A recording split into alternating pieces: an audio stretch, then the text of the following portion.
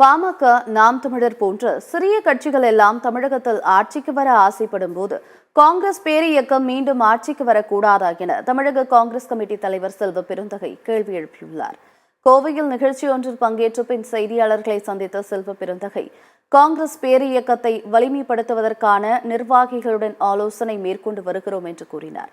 சிறிய கட்சிகளான நாம் தமிழர், பாமக, பாஜக உள்ளிட்ட கட்சிகள் தமிழ்நாட்டில் ஆட்சி அமைப்போம் என்று சொல்லும் போது காங்கிரஸ் பேரியக்கம் மீண்டும் அந்த முயற்சியை எடுப்பதற்கு எந்த பிரச்சனையும் இருப்பதாக தெரியவில்லை என்று கூறினார். கட்டமைப்பு வலிமை பெற்றால் தோழமை கட்சிகளின் கட்டமைப்பும் வலிமை பெறும்.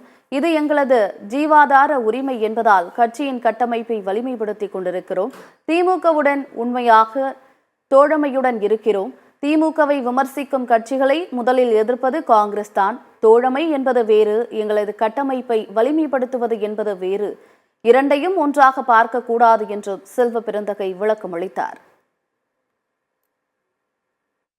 சின்ன சின்ன கட்சிகள் சீமான், பாமக, பாஜக இவங்கெல்லாம் நாங்கள் ஆட்சி அமைப்போம் போது ஒரு காங்கிரஸ் பேரியக்கத்திற்குன்ற ஒரு மிகப்பெரிய வரலாறு இருக்குது. 57 ஆண்டுகளாக கோட்டையை விட்டு உட்கார்ந்து கொண்டு இருக்கிறோம்.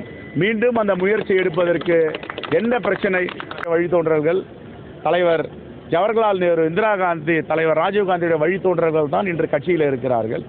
அவர்களுடைய ஆசை பெருந்தலைவர் காமராஜருடைய ஆட்சி. அதற்கு நாங்கள் முன்னெடுப்பதற்கு என்ன பிரச்சனை இருக்கிறது?